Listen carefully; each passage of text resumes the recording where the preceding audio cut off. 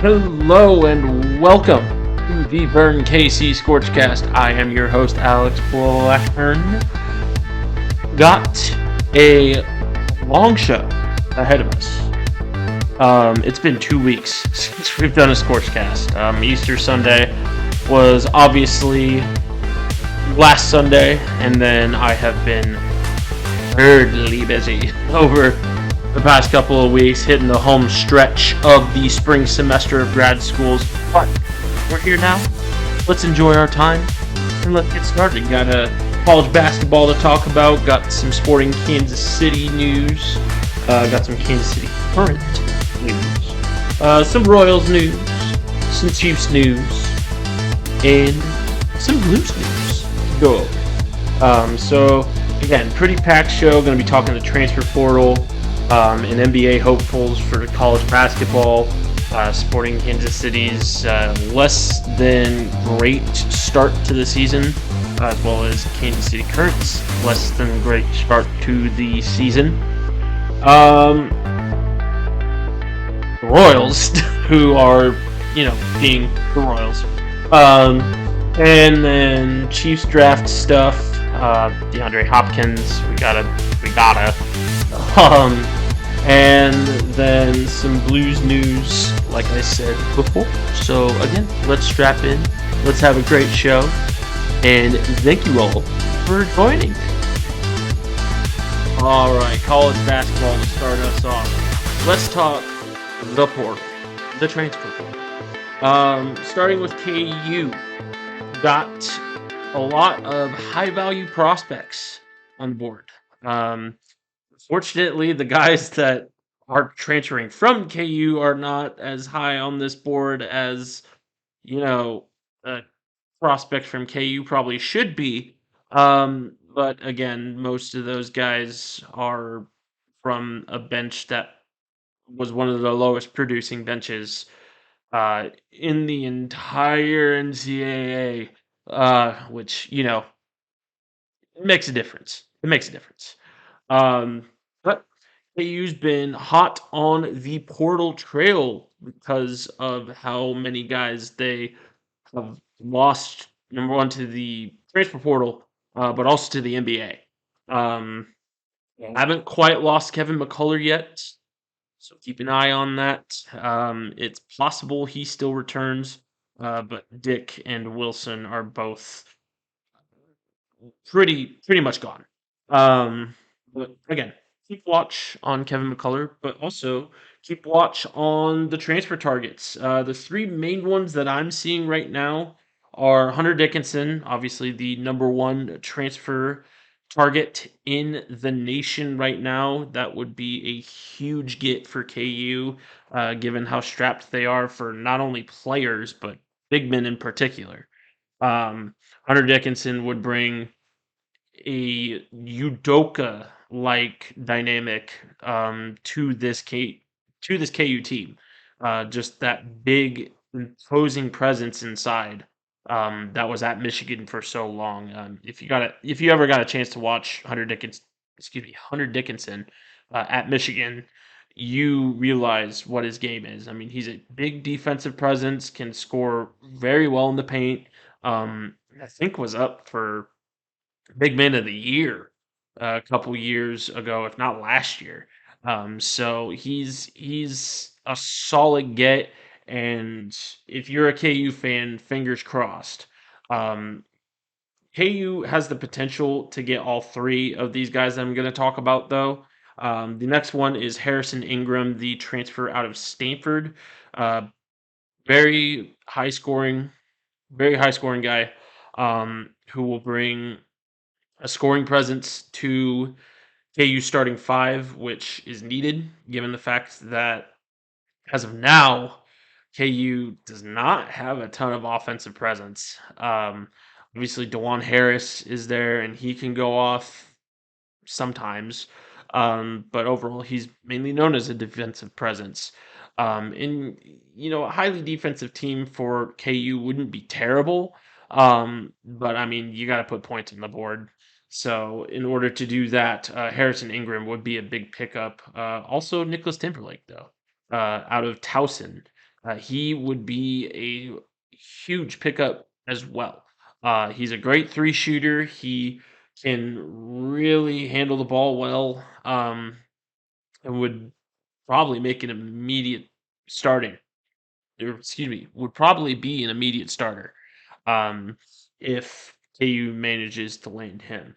If they manage to land all three, that would be ideal. It's doubtful, but hey, Hunter Dickinson is highly sought out. But right now, I believe KU is in the top three for him. KU's in the top three for Harrison Ingram, and KU's in the top three for Nicholas Timberlake. So there's a potential that all three go to KU, which would make KU probably even better than last year's team, which is obviously what you hope for as a KU fan. But given the circumstance right now, where the KU basketball roster is just straight gutted at the moment. I mean, I think they're returning two starters, two or three. If McCullough comes back, I think it's three, but I think it's only two right now. KJ Adams and DeJuan Harris. So doing well in the transfer portal is not only it's a must for KU, and it just has to happen where they are landing these big name recruits like Dickinson, like Ingram, and then Timberlake. Not as big, but still a solid pickup. And the fact that um, what's his face? Jesse Edwards from Syracuse just committed to West Virginia makes it even more important because I know Jesse Edwards was also on that radar.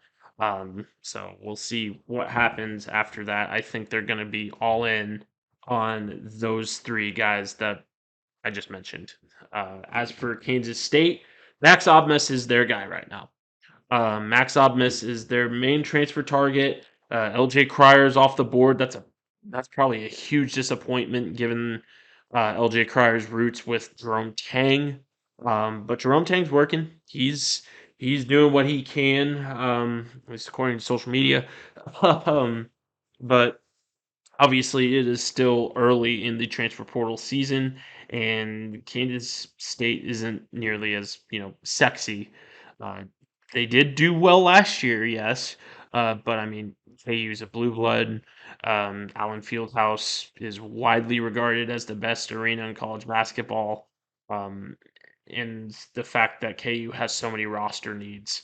Um, gives that potential for that immediate start for that prospective transfer, and immediate impact.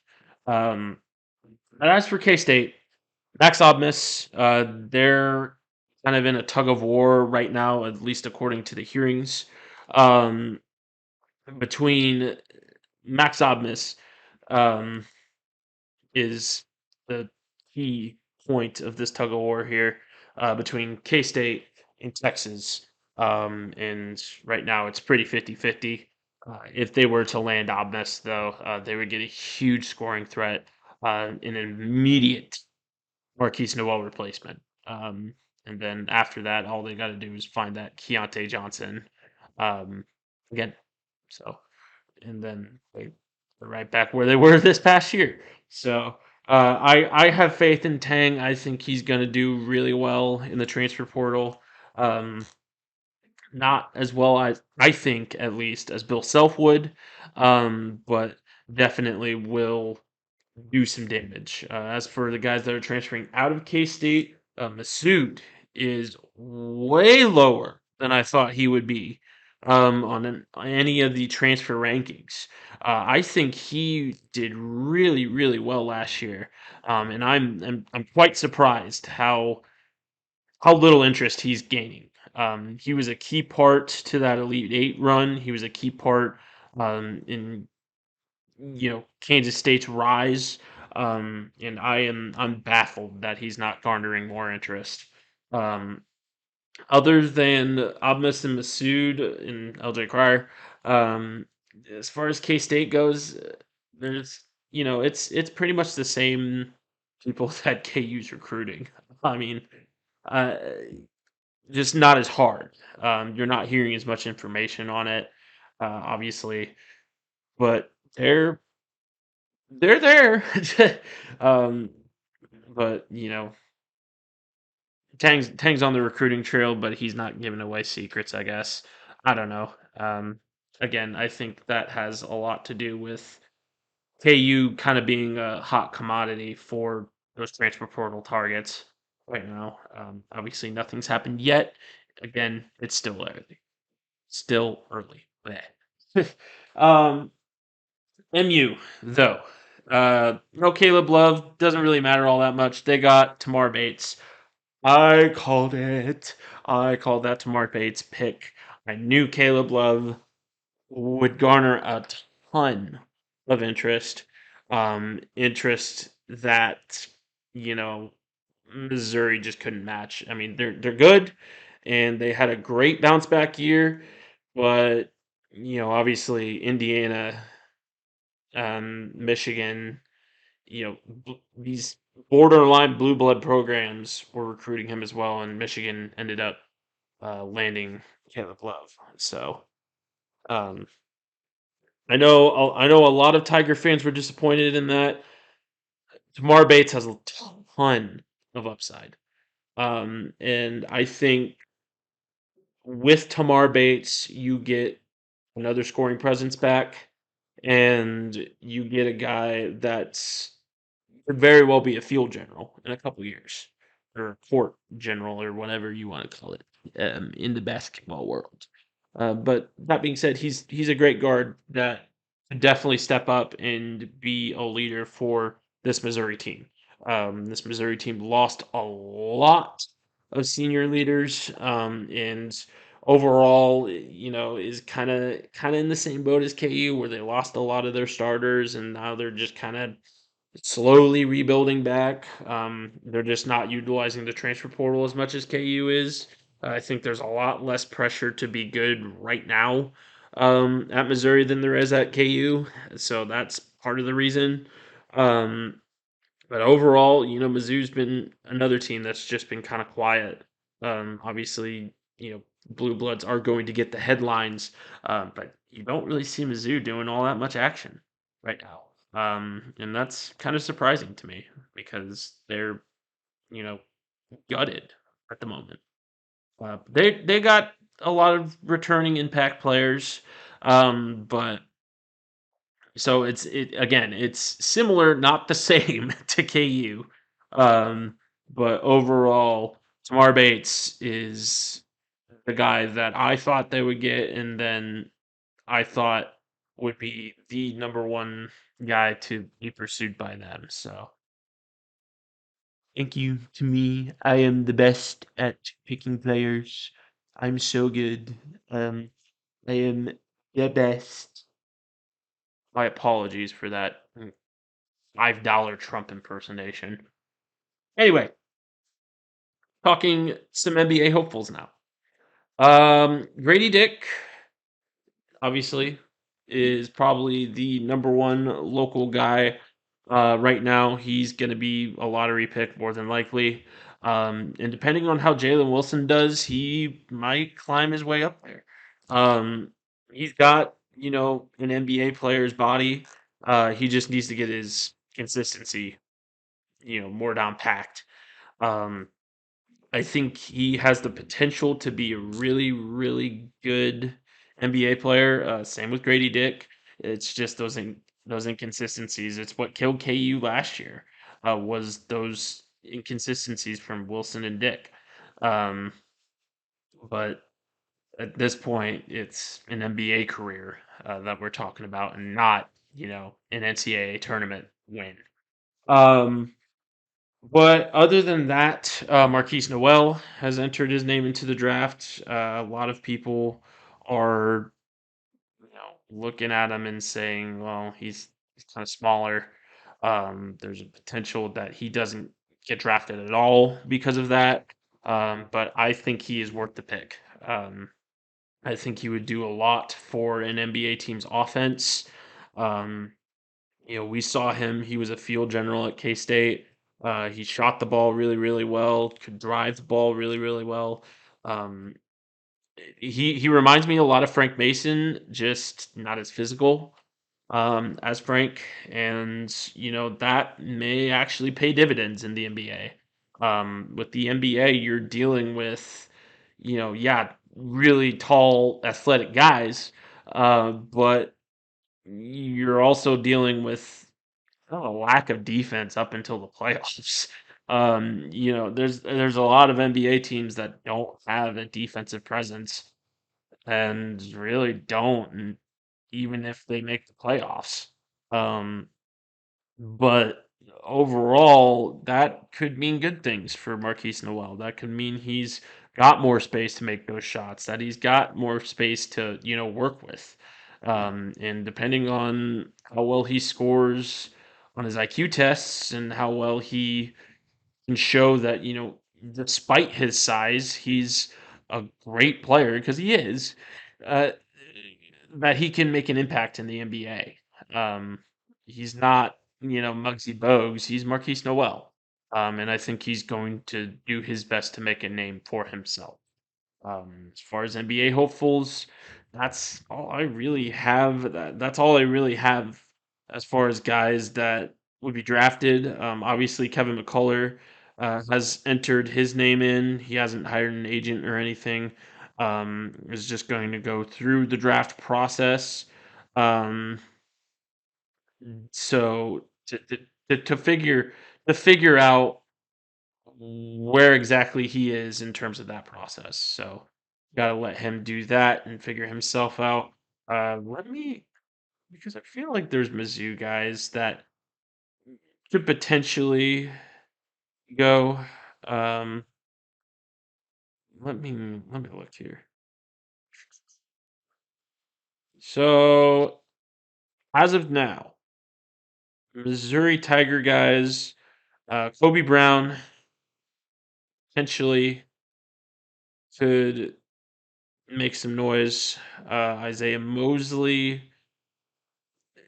eh, he's probably gonna come back. Um, and then we got a couple other guys that could potentially make some noise in the NBA draft from Missouri. But right now you're kind of looking at Amoy Hodge. You're looking at Kobe Brown, who I don't even think has entered his name into the. To, I I really don't think Kobe Brown should leave. I think he needs another year to prove himself and to prove that he can be a leader on the Missouri team, and be a guy that can command the ball, that can command scoring. Yeah, he was Missouri's best player. Him and Moy Hodge definitely both had a significant impact, and along with Nick Honor and all them. But Kobe Brown still has, I think, 2 years of eligibility left. So he could easily come back and at least spend that, at least spend one of those years, um, continuing to craft his game. Because I think he's still a very raw player. I think he's still a guy that hasn't gotten the attention from the NBA scouts yet, but could.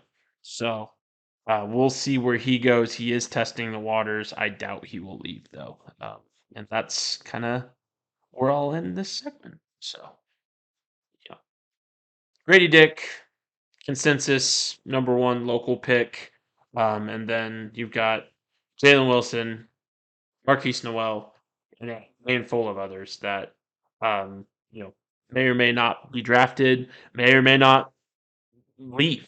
So we'll just have to see. Again, it is still pretty early. The NBA draft isn't until the summer anyway. So um, just hoping what the summer looks like. Moving on to Sporting Kansas City. We have to talk about them. Yeah, I know that they are off to their worst start in franchise history right now, but that doesn't mean that they're not newsworthy. Um, we still got to talk about him. There's a lot of players injured. There's a lot of players suspended. Um, they have 2 goals total throughout the season, and just need to find something to spoof this team. I don't think anyone really expected them to be good this year. Obviously, they're still going through some development. The guys that have been club guys for a very long time, Graham Zusi, Johnny Russell, etc., are all in their twilight years and are all going to be leaving or retiring very, very soon.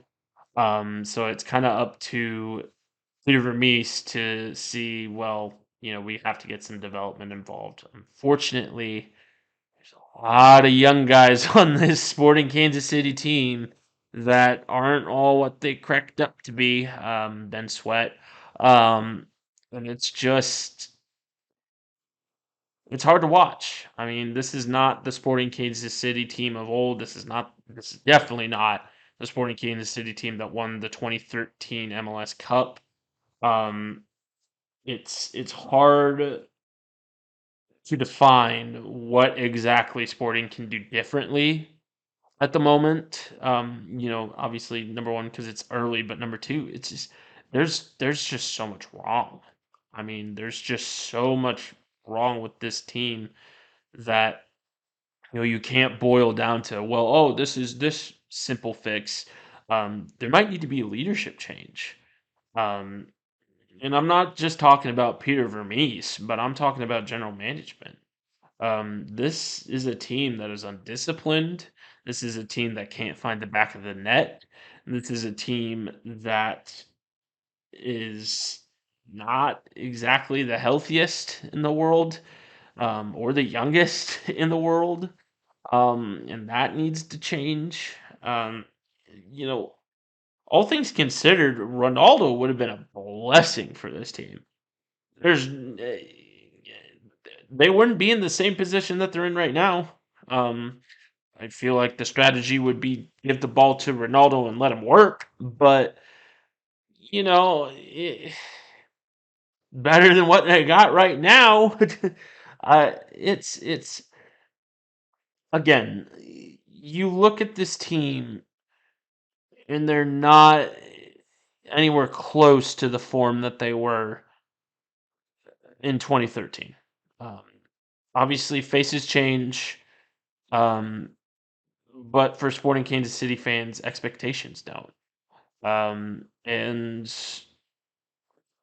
what we're seeing is these Sporting Kansas City fans getting just socked in the mouth because because of how good this Sporting Kansas City team has been over the past 10 years.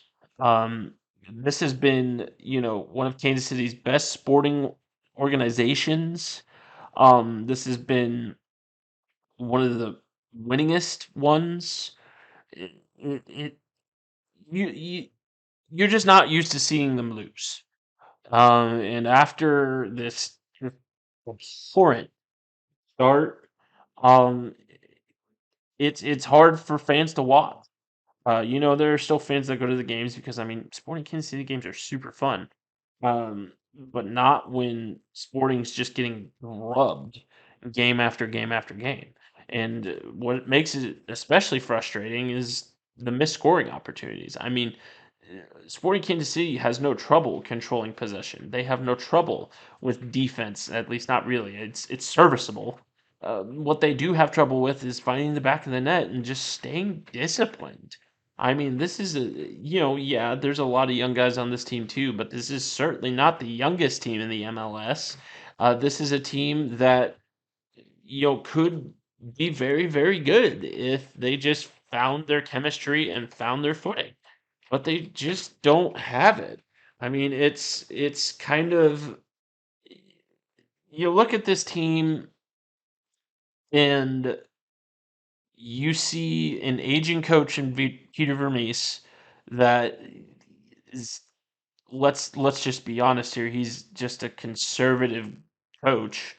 I mean, he's a guy that kind of has this "if it ain't broke, don't fix it" mentality, and it shows in his interviews.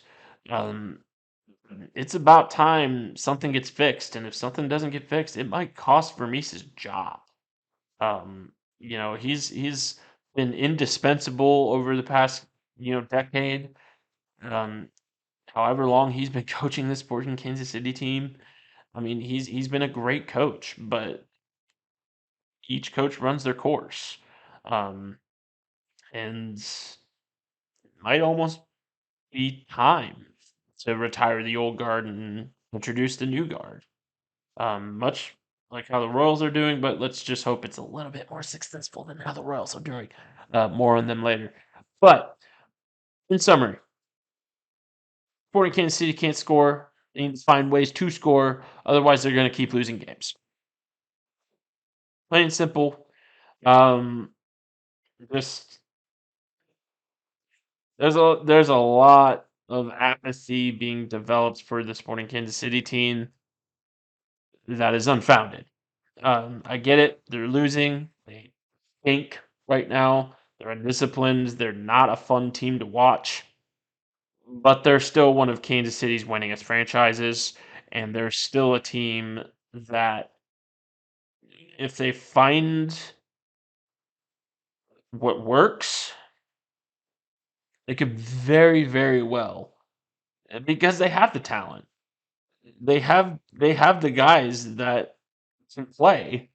It's just a matter of finding the correct alignment and finding the back of the net. So that's just kind of my 2 cents on the Sporting Kansas City team. So onward to the Kansas City Current. This is a team that's also without a win, unfortunately. And it's not because of the Sporting Kansas City reasons. It's a bit more of a hopeful situation. I will say that. Obviously, this is a team that is still very much within its infancy. They just got a lot of new players, so they're kind of testing out chemistry. Um, Dabina and Mimi Larson were the two goal scorers in the Current's last game. So that obviously shows some some hope, um, to find a place for these new players and find a spot, um, that this new team can mesh with. Right now, it's the defense. The defense is the main problem for the Current. Um, Once this team has to play in their half, they kind of fall apart. Um, there's a lot of goals scored because of defensive lapse. And one of those movements that can help is the Current's recent signing of defender Croy Soto. Um, she could very well help this defense immediately. She's got a lot of experience under her belt. She's a really good player, um, from what I saw at least, and could impact this defense immediately. And I think that's what, um, the Current are looking for right now, is someone that can make an immediate impact, um, while this team tries to find themselves. Um, and overall, I trust in Current's ownership, and I trust in the Current's management.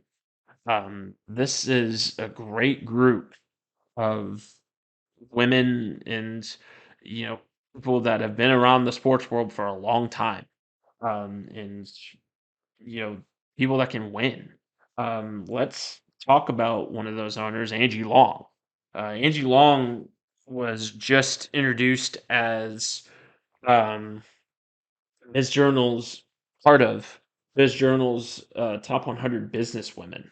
Angie Long has a ton of experience with, um, you know, being in this position of, you got to build a team that has excellence. You got to build a team that can win, and you have to build a team that people want to watch.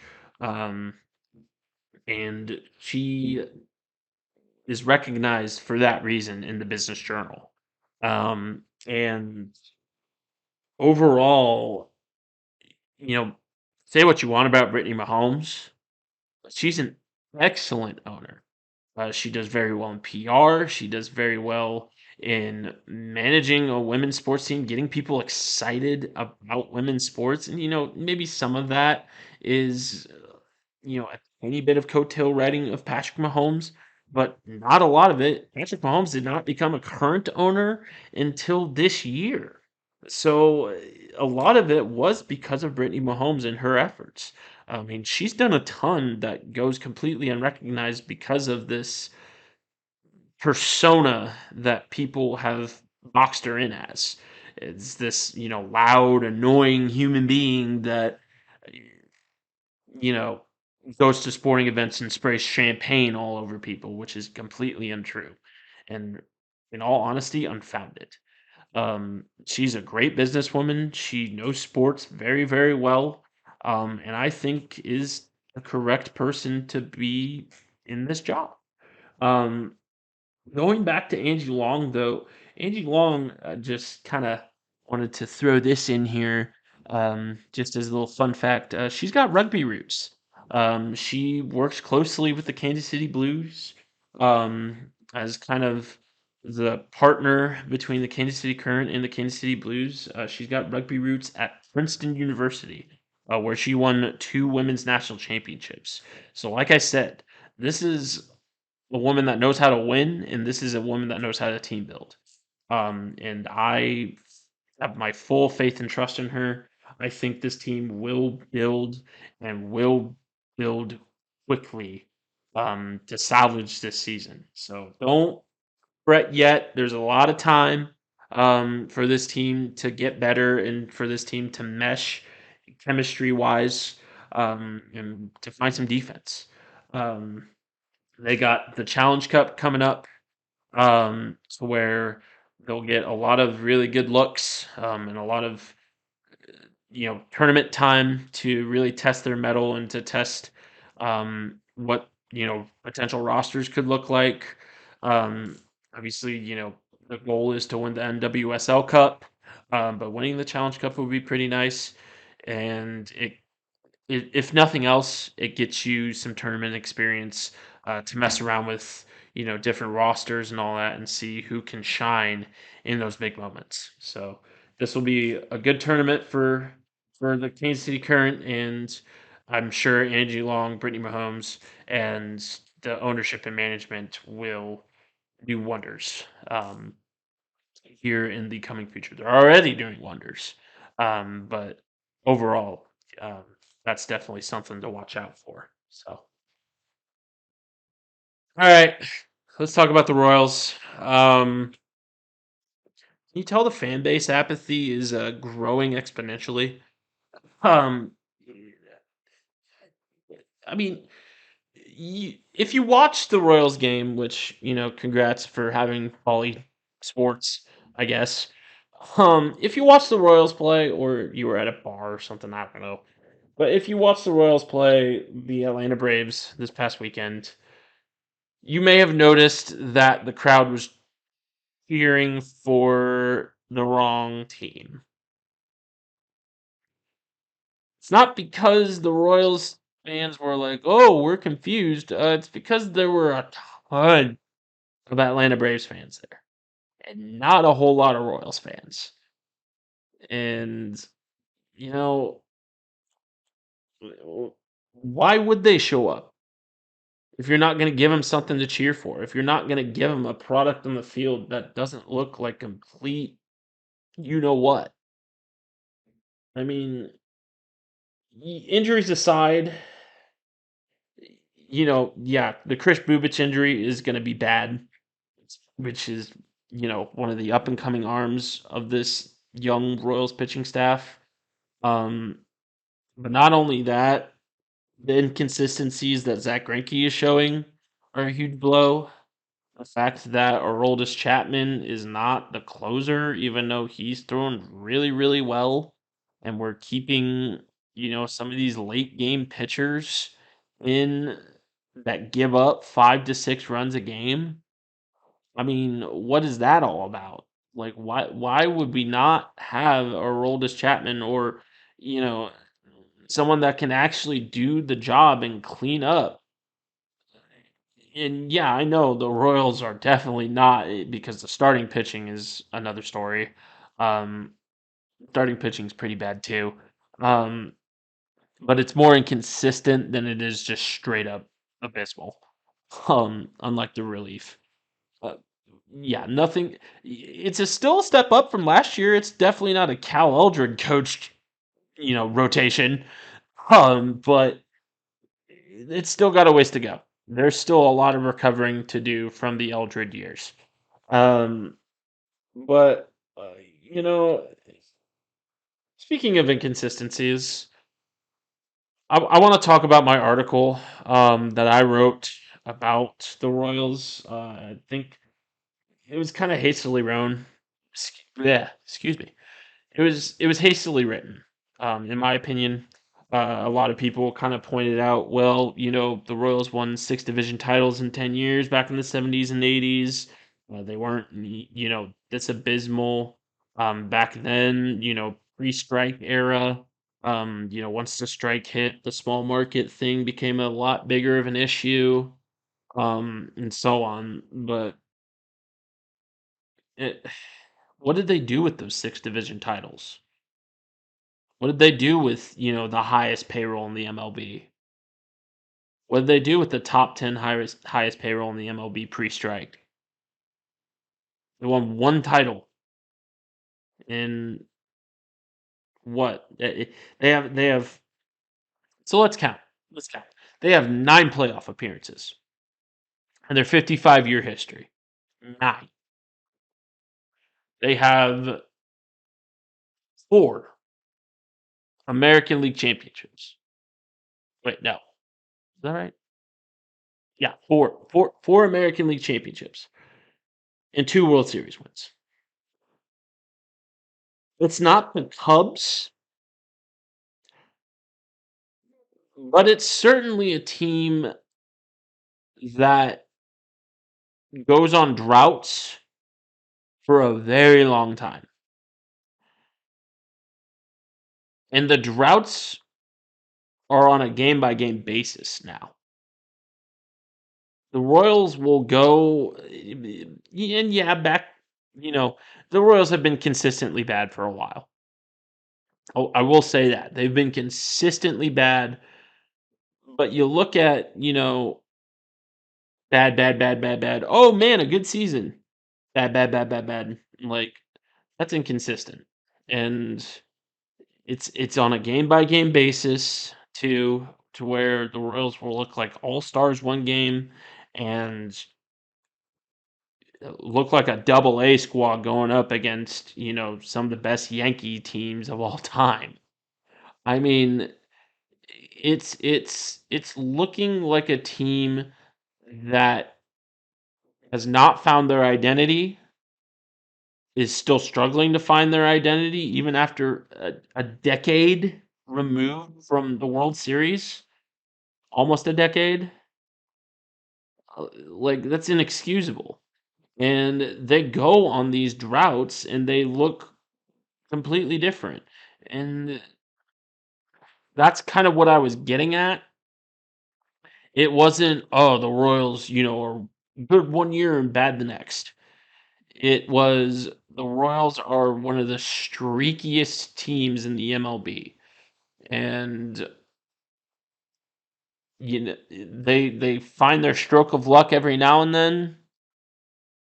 then the very next year they throw it away, or the very next week or season, or not season, or game, or even inning, they throw it away.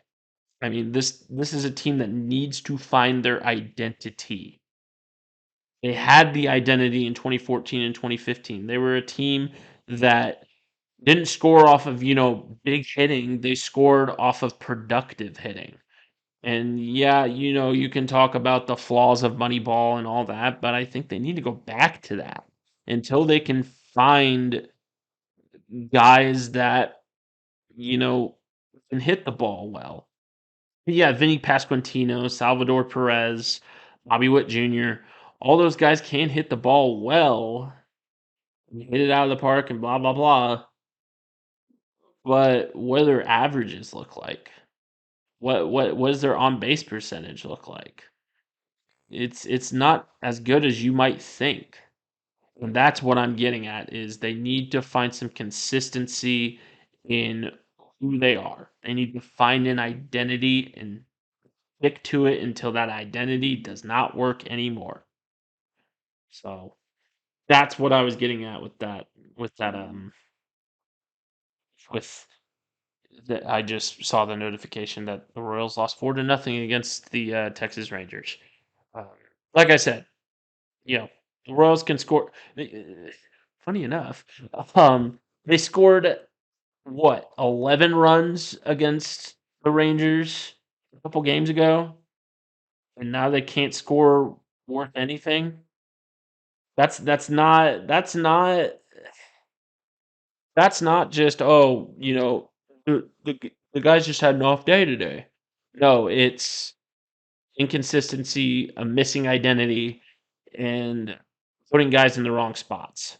And yeah, you're going to get that with first year management, but this has been going on for far too long. And that's why that fan base apathy has developed. Just bringing it back full circle.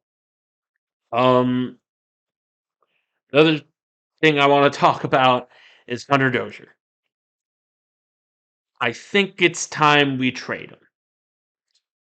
I know, Sarah, I'm sorry. I know he's a Denton, Texas guy. He's got to go. I mean, he's not performing to the level that another younger guy could perform at. And that's saying something because he's a veteran that should be performing at that high level. That should be performing at the level of Salvador Perez. But he's one of the worst guys in the starting lineup right now. He's got a terrible average. He can't field the ball, and just I mean, he's not good. And it's time that they introduced Matt Hardy? No. Matt something or other. Matt Murphy? I don't know. Matt. Let me clarify. if That's a name. It's Matt something. Matt. Where are you, Matt? Yeah, Nate Eaton. Matt Duffy. Jesus. Matt Duffy would be my pick to replace Hunter Dozier. I think he can get on base better. I think he is a better fielder with a lot higher ceiling as well over Hunter Dozier. And I think we can trade Hunter Dozier for something that's worth something because he is still a veteran. He could get something decent. We could get something decent for him. But overall, Hunter Dozier he's got to go.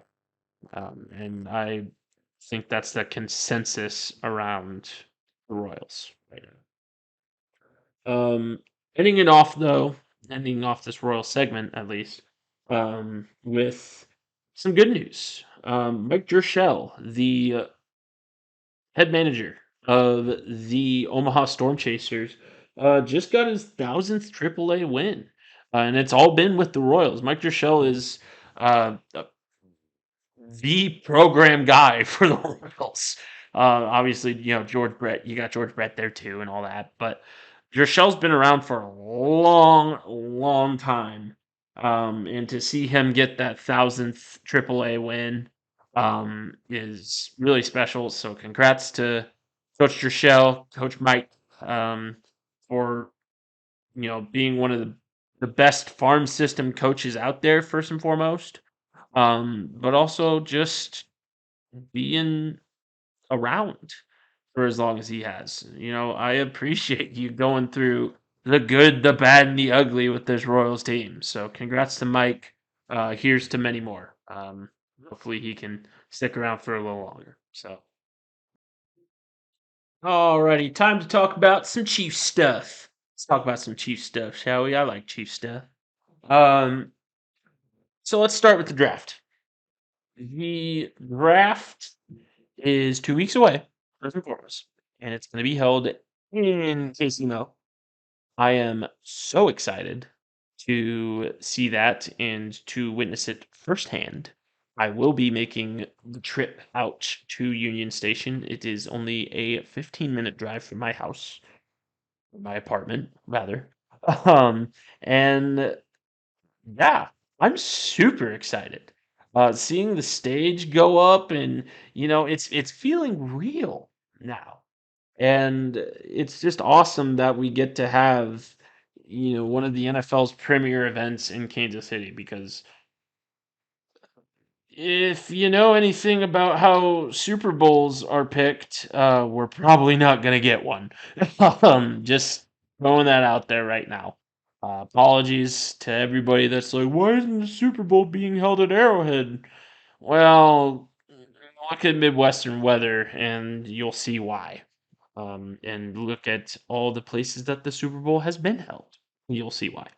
Um, but overall, moving into the Chiefs in particular and their draft needs, I think a lot of people are very conflicted as to where that first round pick is going to be spent.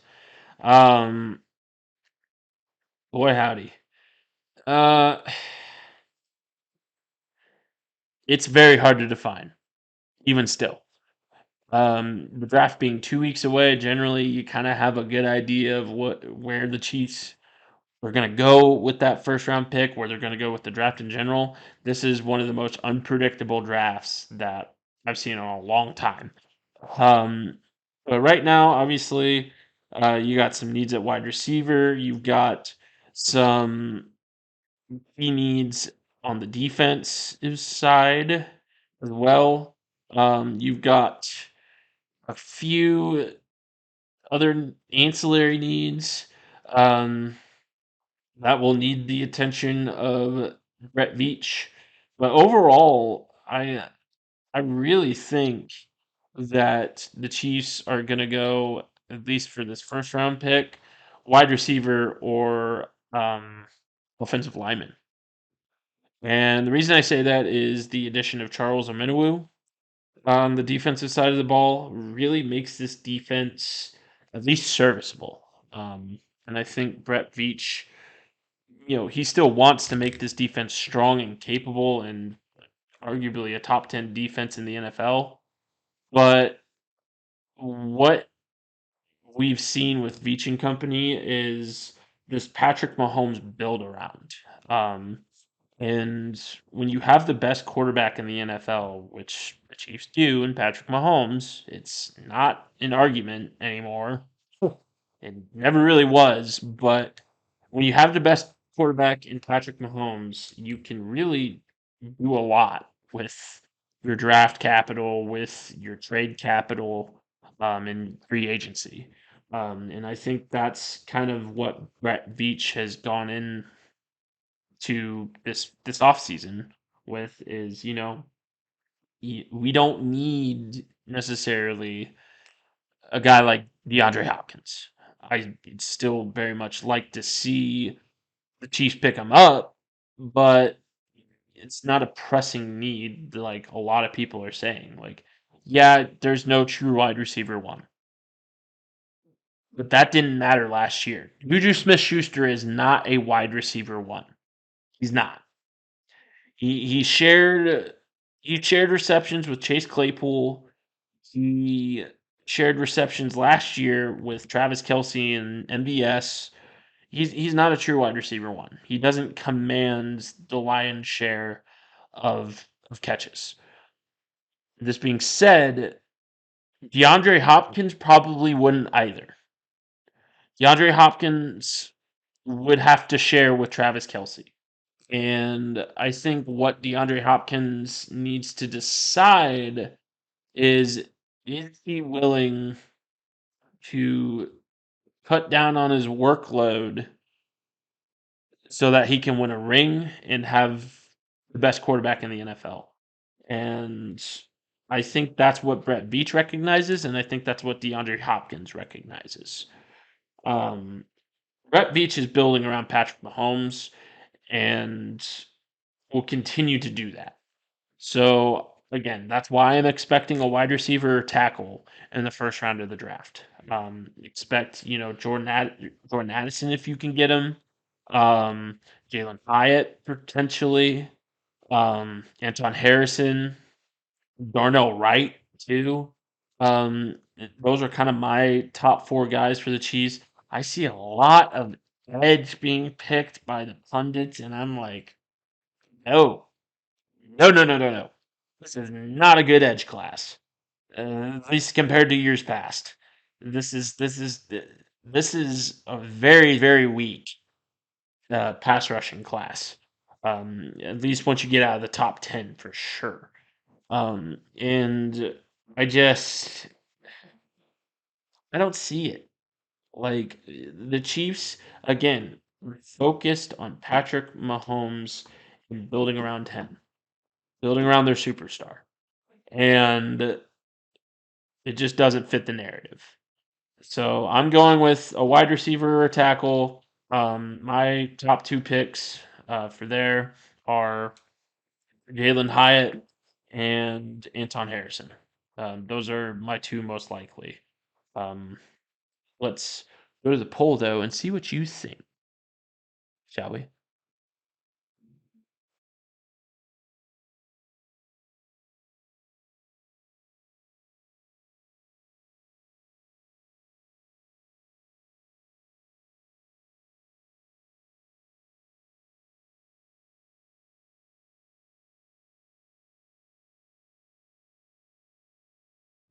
So, as the poll showed, um, we voted for Will McDonald fourth, which kind of surprised me because yeah, the edge is the most talked about position in terms of needs for the Chiefs, but it's not a need, in my opinion. I think Charles Omenihu does, fill that need. Yeah, they don't have a ton of depth there, but there's still potential that Frank Clark comes back. There's still, it's not likely, but it's there. Mike Dana is decent, and the Chiefs have talent at the edge position. George Karlaftis is coming into his own. Like, I don't see why so many people want the Chiefs to go edge in the very first round. I think there's a lot of wide receiver talent with this draft. Um, there's a lot of offensive linemen that could be picked in that same position. I just don't see edge. Um, Number one as something that fits the narrative of centering how they pick players around Patrick Mahomes.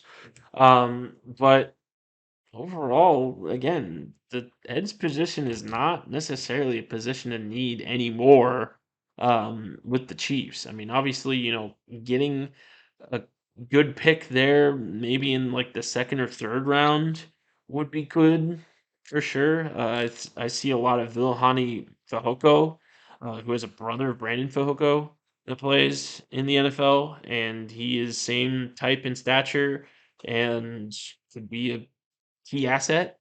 But overall, like that's about it. I mean, and then a couple other guys that I can't remember off the top of my head, but the Chiefs do not need to spend a first round pick on an edge. Again, I think it's either going to go to wide receiver or tackle. Um, and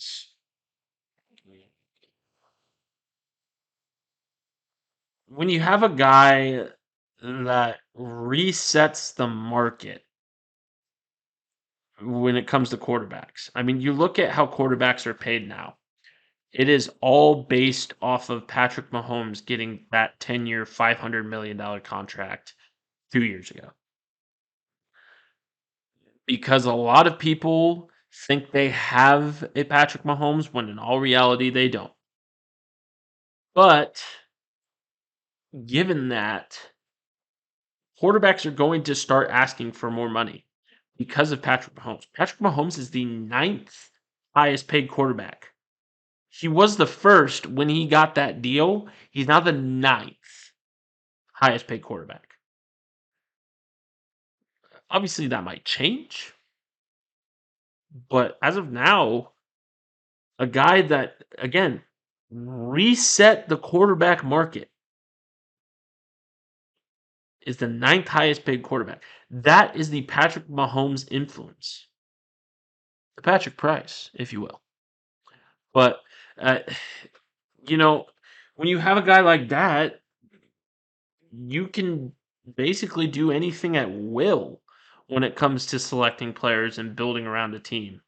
And yeah, you want to have the best players at the positions in need. So, like I said, I'm not ruling out DeAndre Hopkins to the Chiefs. I think that would still be a great pick.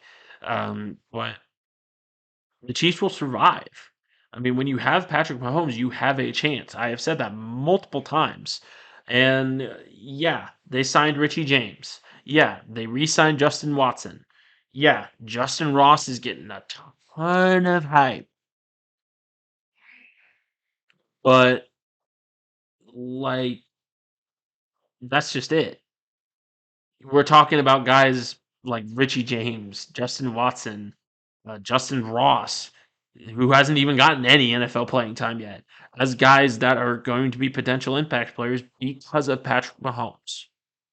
There's a reason he went down to Texas to work out with all of them. He's developing that chemistry, and that chemistry is what is going to propel this team to winning, and is what is going to propel those guys to potential elitehood. Because I seeing tape on Justin Ross, he has the potential to be an elite wide receiver in the NFL. I still think that's a great pick. Do I think he deserves all the hype he's getting? We'll see. But overall, I still think it's a great pick for the future. Same with the John Ross pickup. I mean, this Chiefs wide receiver room has no problem with depth. That's for sure.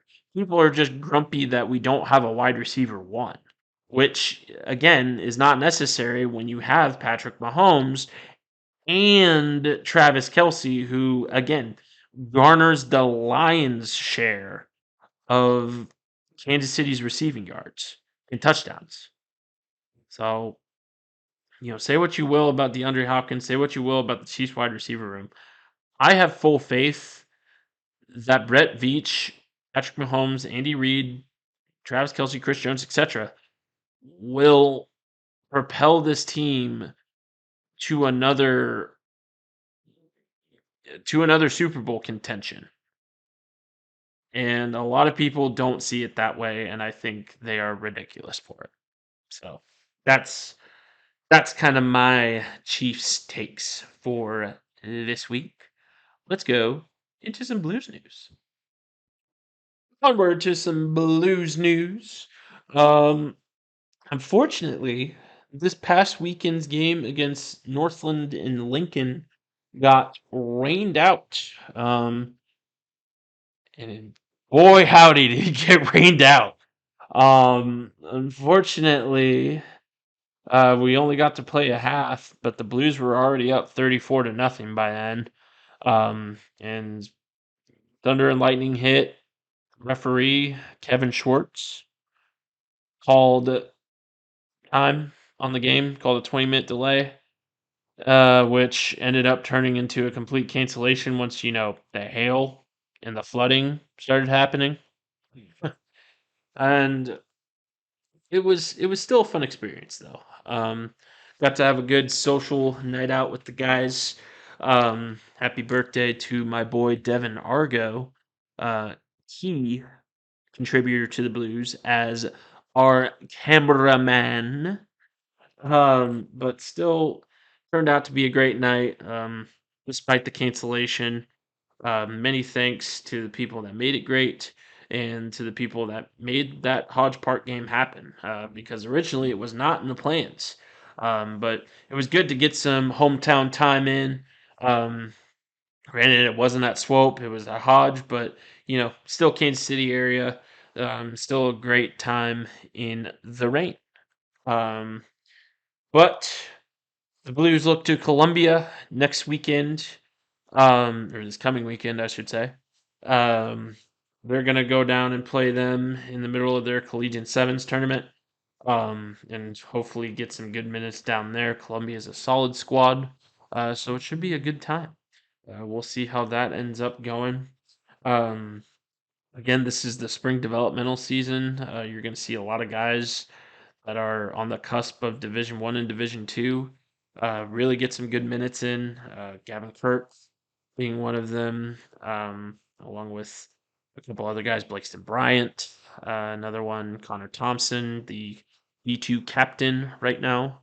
Um, all those guys getting some solid minutes in.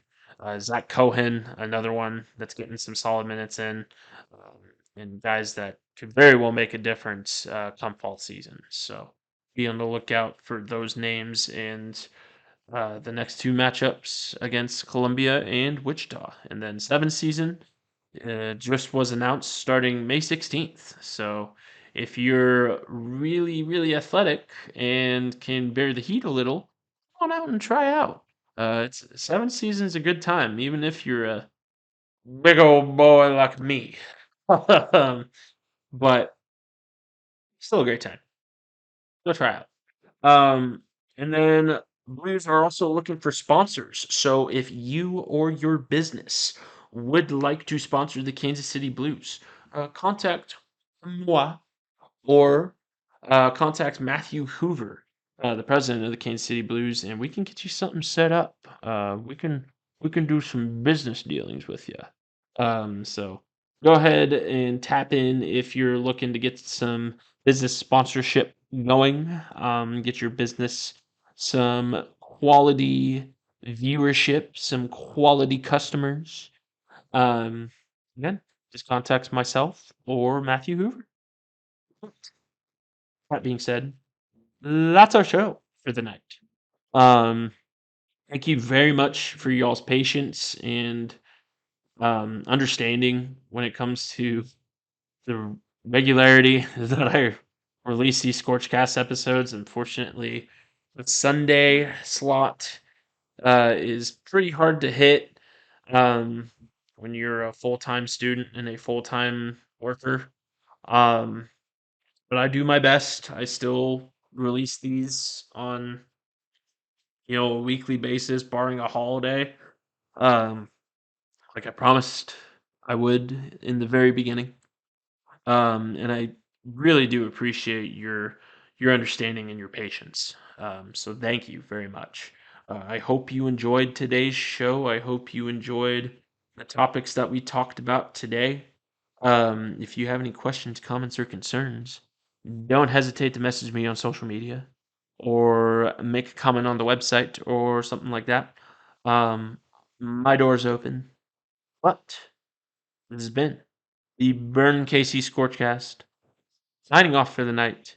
Have a great evening or morning or afternoon whenever you watch this. This is probably going to go up super late. Uh, but again, the woes of being a full time student and a full time worker that also runs his own website by himself. But again, thank you very much for your patience, understanding, your viewership, and your readership. It's always appreciated.